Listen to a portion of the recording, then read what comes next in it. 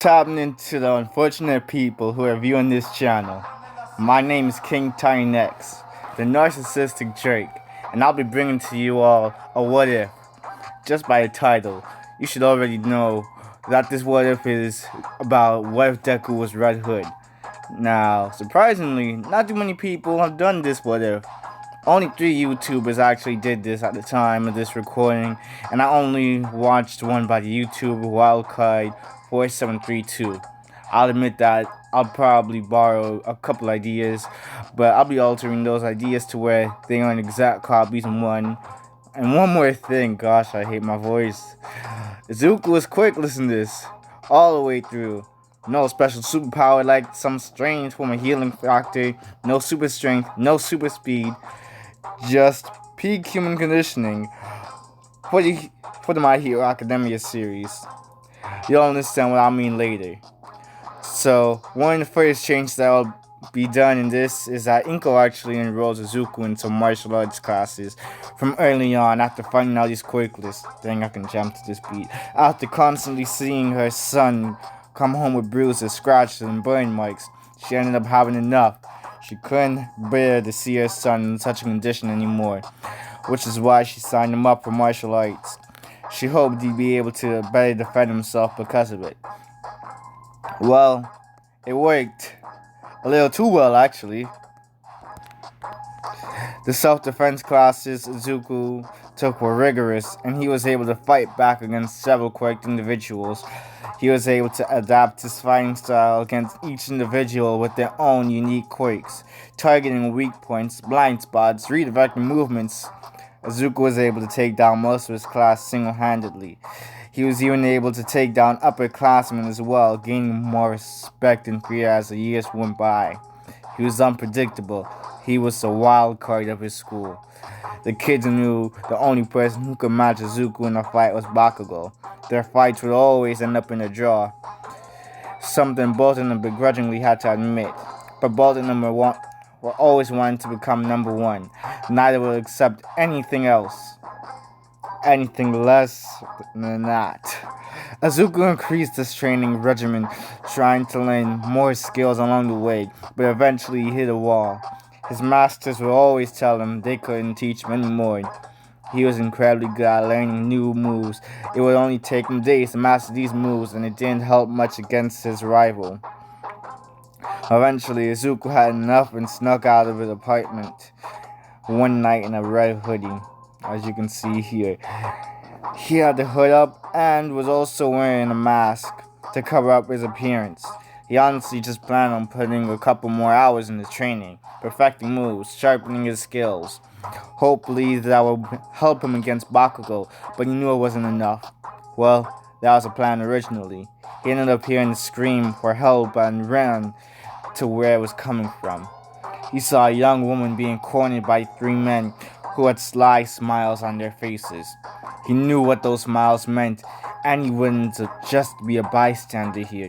He charged towards the men, karate chopping one in the neck, immediately knocking them out.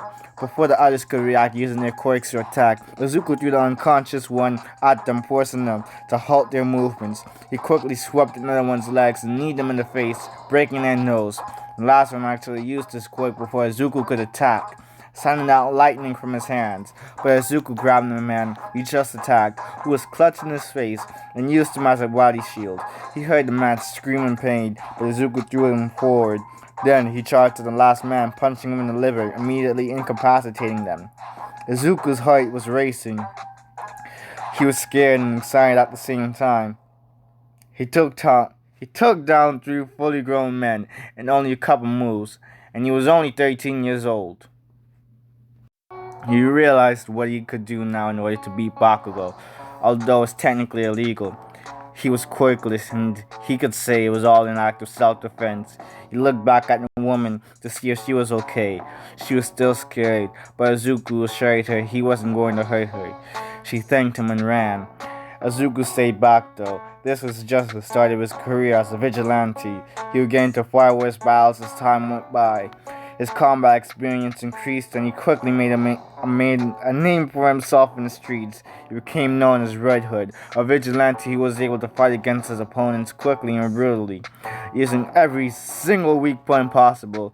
People questioned what his quake was. Some were thinking super speed, others were thinking he had a quake similar to ragdolls, which allowed her to see weak points of several opponents at once, but a couple were theorizing that Red Hood was quakeless.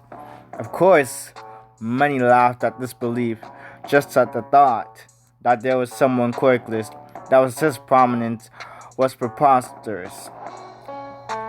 A year went by, and Izuku was finally able to defeat Bakugo, shocking everyone.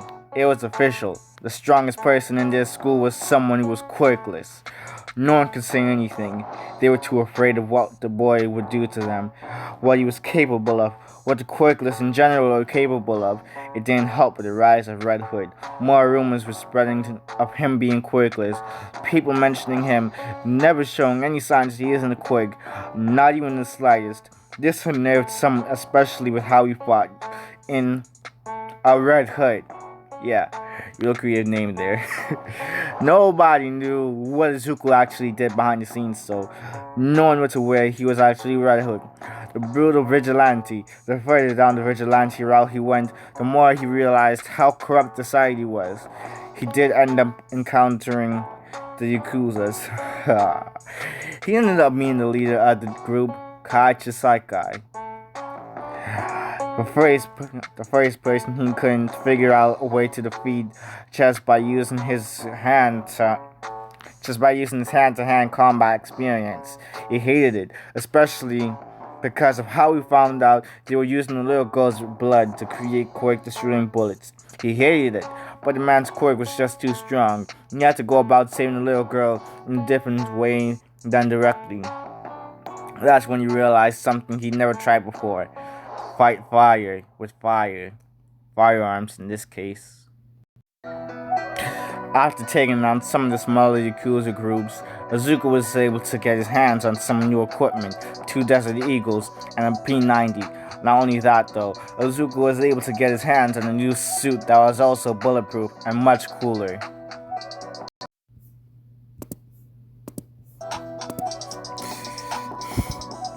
Izuku would continue dismantling the whole Yakuza group step by step,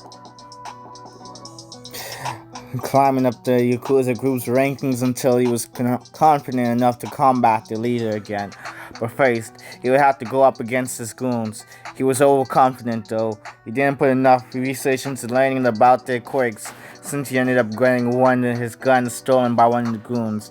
But he ended up quickly realizing there was something involving eyesight with the individual, which was why he knocked out one other member and swung them at him, which allowed Izuku to get out of his line of sight and bust 2 bullets in the man's kneecaps, causing him to collapse to his knees in pain.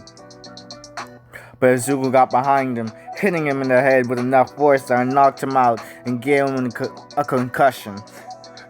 Izuku retrieved the gun and put it back in his holster. He tried to continue moving forward, but he wasn't planning on encountering someone who could create crystal-like properties on their body. His bullets were practically useless, and his quake hid his weakness too well. He was too weak, overconfident, unexperienced. He couldn't even save a little girl. How do you expect to ever become a hero? Izuku was cornered, and the lights went out.